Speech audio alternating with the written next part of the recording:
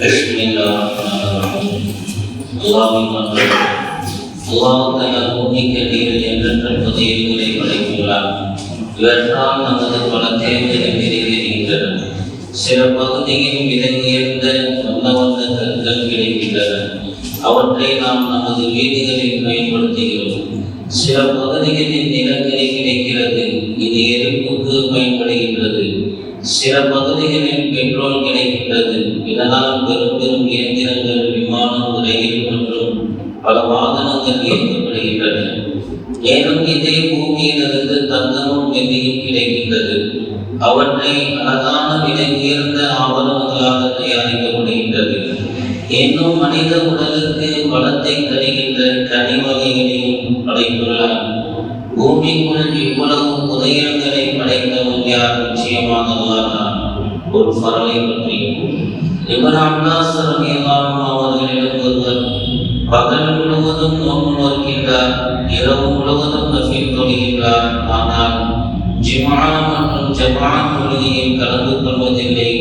இப்படிப்பட்டவரை என்ன நினைக்கின்றீர்கள் என ஒருவர் வினவியதற்கு அவர் நரகவாதி என பதிலளித்தார்கள்.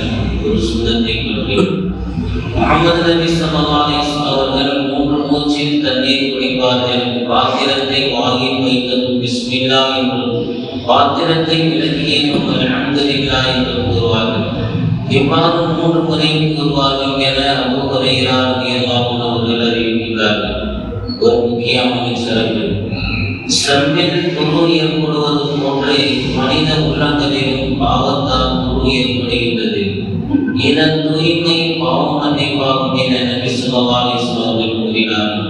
ஒரு பாவத்தை பற்றி நபி ஸல்லல்லாஹு அலைஹி வஸல்லம் அவர்கள் கூறினார்கள், இந்த முஹம்மதின் உயிர் எவன் வசம் உள்ளதோ அவன் மீது ஆணையாக, ஒருவர் கடனாளியாக இருந்து அவர் இறைவன் பாதையில் வெட்டப்பட்டு சிறிது நேரம் உயிருடன் இருந்து தனது கடனை நிறைவேற்றாமல் இறந்து விடுவாரேயானால் அவர் சோனம் போக முடியாது. உலகத்தை பற்றி எவர் இன்மையை நேசித்தாரோ அவர் தனது வறுமையை நாசமாக்கினார். எவர் வறுமையை நேசித்தாரோ அவர் தனது இன்மையை நாசமாக்கினார்.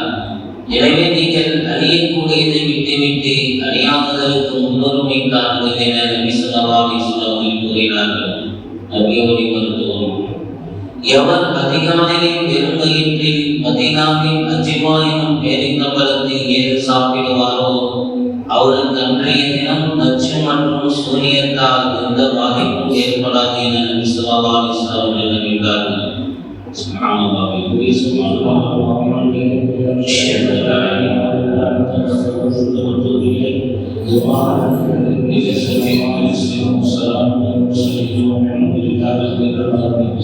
صلى الله عليه وسلم.